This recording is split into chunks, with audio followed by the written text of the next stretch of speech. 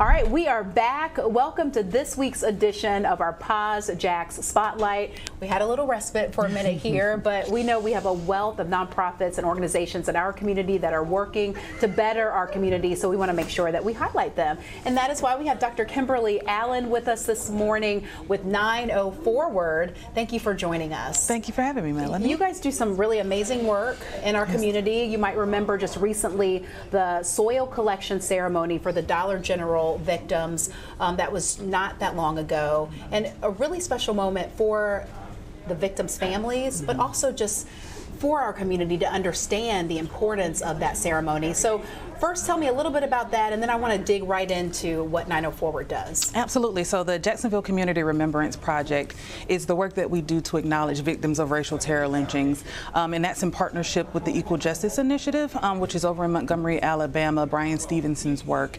And it really does try to memorialize folks between post-Reconstruction and pre-Civil Rights era. And so we actually, because of the Dollar General shooting that occurred that claimed the lives of Miss Carr, Mr. Legary, and Mr. Gallion, brought that practice to a modern day event, and really it's intended to remember the victims, but also try to foster some healing in our community. And start a discussion, you know, that I think is much needed. Let's pull in this jar because, like you said, this was a modern take on this, but this particular jar of soil, what does it represent?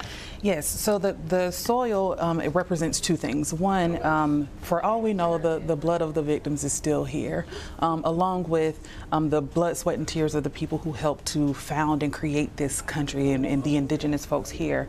The second thing that it represents is an opportunity for new beginnings. The out of tragedy, growth of something positive can still happen, and so the community is allowed to participate in a ceremony where they literally are scooping the soil into a jar that we then label with their names on it. Yeah, I love that. I love that. And that's just one of the many things that you all do.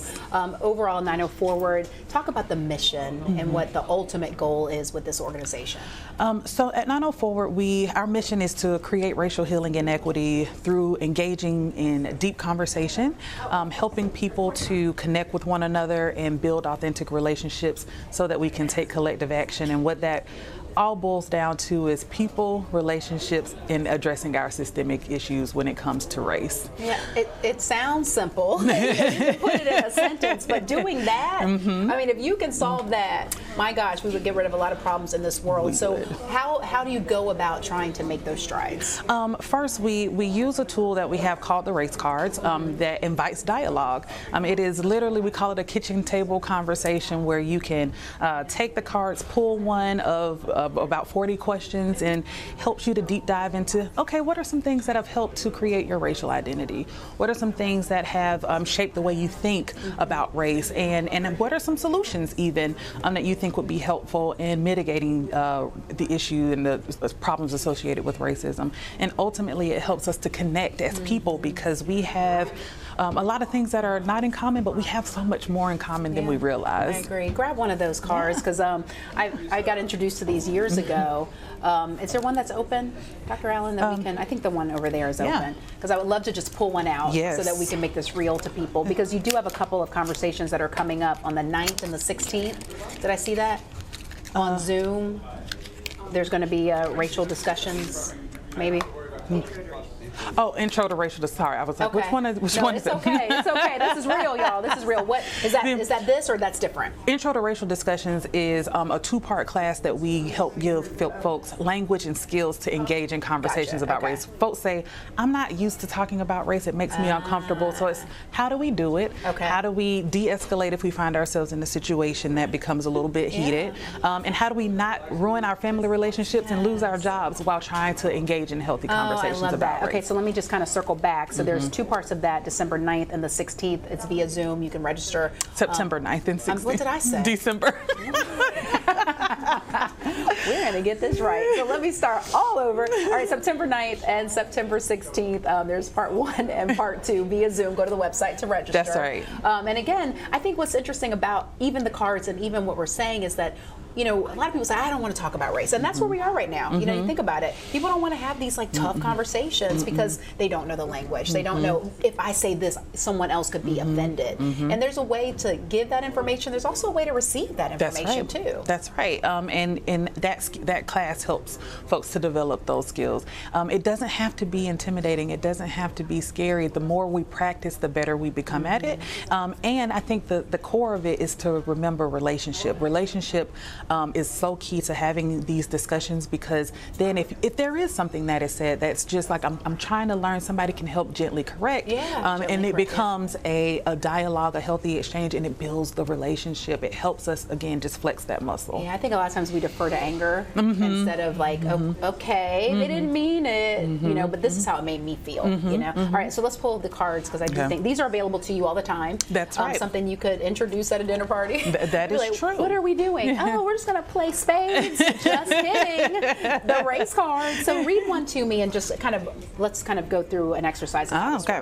So this is a personal question, and it says, how do you talk about race issues with your children or your family? How did I get that one? And you know that we've had some issues in my household with my son, who was 12 years old, you know, being called the N-word, being called a monkey. You know, we've had some really tough conversations that I've had to have, which again slapped me in the face, and then I had to come back with a appropriate response. So we're real about it, you know. And I think when they have these experiences, they understand it more, because at first when I talk about it, like, Mom, why are we talking about this? That doesn't affect us. And I'm like, no, it does. And now my son says to my daughter, oh, you'll understand what Mom is talking about soon enough, which breaks my heart that she's going to have to go through something tough to have the conversation and to really make it real. But I'm ready. I'm ready. And so it's a question, you know, raw, real, honest, giving grace and understanding to people that maybe they don't mean it like that, and maybe they don't understand. And it's your opportunity to educate them, and then also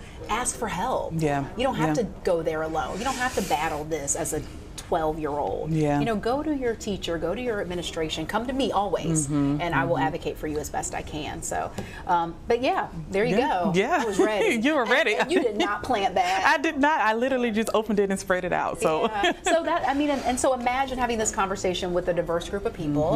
You know, maybe you know them well, maybe you don't, but you know what you're getting into, and you're open-minded. That's right. And the cards are available on via the App Store if you have an Android or an iPhone. They're also being sold on Amazon as well for the physical deck. What do they cost, did you say?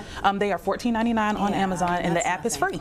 I love it. And the app is free, where you can actually participate in that. I love that. So what other opportunities do you have that people can get involved with 90 Forward and what you all are doing? We always have something going on. The first thing I would say is absolutely feel free to volunteer. We are always looking for folks who are committed to the work, who are looking to, again, just flex that muscle out in the community, and help others on their journey to understanding the positive and the negative impacts of racial dynamics in our community. And so we invite folks to volunteer. And then 904 Day is coming up on September 4th. And we are sure it's not December 4th? September 4th. Go ahead, sorry. No, that's okay. September 4th, where we are trying to get 94 people here in our community to donate at least $9.04 to 90 Forward to help us continue to do great work like the race cards or the Community Remembrance Project, and we just invite everybody to be a part of that. All right, well, we are going to go do a quick break, but when we come back, we're going to talk about more of the physical things that are in the community, how people can have access to diverse books and some of the other work that you're doing in the community. And also, again, if you want to plug in, we'll give you all the tools to do so. So we'll be right back after a short break. Welcome back to our Positively JAX Spotlight, and we have Dr. Kimberly Allen here with us with 90 Forward. We've been having a great conversation about how people can tap in to end racism, to have a better understanding, and really have some tough conversations that have great outcomes. So let's delve a little bit more into some of the other programs that you offer with 90 Forward, and also what other activities can people do to get involved, because you're all over the state, really. Yeah, we are. One of the things that is really big for us right now is Civic Civic Engagement just because it is an election year. And because we are a 501c3, we obviously cannot endorse a person, but what we're really trying to emphasize in particular to Black and Hispanic youth between the ages of, and I say young people, but between the ages of 18 and 40, really is that everything is on the ballot. It doesn't matter about the who right now. Let's take that out of the equation. The top 3 things you care about for your life on a daily basis are always on any ballot. And so really encouraging them that this is the time to really dive in and get engaged and make sure you vote. And then once you cast your vote, the next thing you do is you continue to stay involved. You continue to show up, write, contact elected officials. It's really just, civic engagement should be a part of our lives, just like eating breakfast, lunch, and dinner. Yeah, I love that. You know, if someone's watching this and they're like, oh, this isn't for me, maybe there's a disconnect, because I think sometimes people see, especially, you know, 2 African American women talking, and they're like, oh, that's not for me. But this you have a diverse group, you have a diverse team as well. That's right. It's voting and civic engagement work, racial equity work is for everybody. We are not just saying we want lives to be better for people of color. We are saying we want lives to be better for everybody in our community, and there are some pain points for particular groups that we can adjust. It's going to make everybody's life that much better. Yeah. Let's talk a little bit about the A.L. Lewis Black Opportunity and Impact Fund. I know you all got a grant. They were on our Positively JAX Spotlight earlier, talking a little bit about those grants. You all got some of that money. Yes, we did. How are you using it to better the community? The A.L. Lewis Opportunity and Impact Fund has been a tremendous partner for us.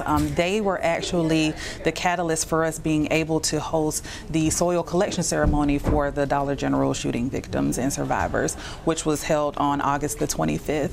And they have been really instrumental in that and helping us to really capture the stories of our community members, to discover what happened, how people are feeling, and how people are going to move towards healing. And that's been our partnership, and it's been a beautiful relationship that we've had with them. Yeah, I'm so glad they've been able to do that, you know, in the name of A.L. Lewis as well. You guys also have September 12th, volunteer orientation. That's right. So that people can really understand the work that you do. So the timing on this is perfect. What will that experience be like for people? Absolutely. So we host these volunteer orientations, one, so that folks can get to know the organization and all the things that we do, but also figure out how they can plug in.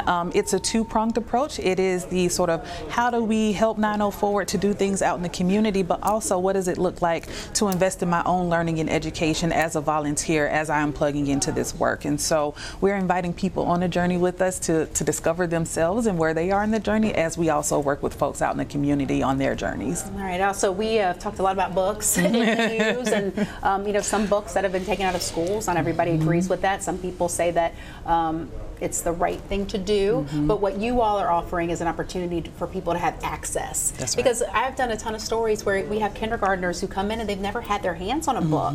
So why not create an environment, a beautiful environment where they can? So you ready? Yeah. Put this up with me. All right. So this is one of your, tell me what this is actually. This is one of our little free diverse libraries, and we have been doing this work now for about 1.5 years, and it has been in partnership with Yellow House Art Gallery. We've had some incredible artists. They are fabulous. Hope McMath is a dear friend, and she has helped us to identify artists to decorate these boxes, to house books that contain stories that are for, by, and about people of color. And so we named the books after authors and activists of color who have throughout history just made an impact, and we have placed at this point almost 50 libraries across the state for folks to come by, stock books, take books, and have access to these stories outside of school. Right, outside of school. And the secrets of our success is that we never ever give up, and this is beautiful too. The happiest people I've ever met,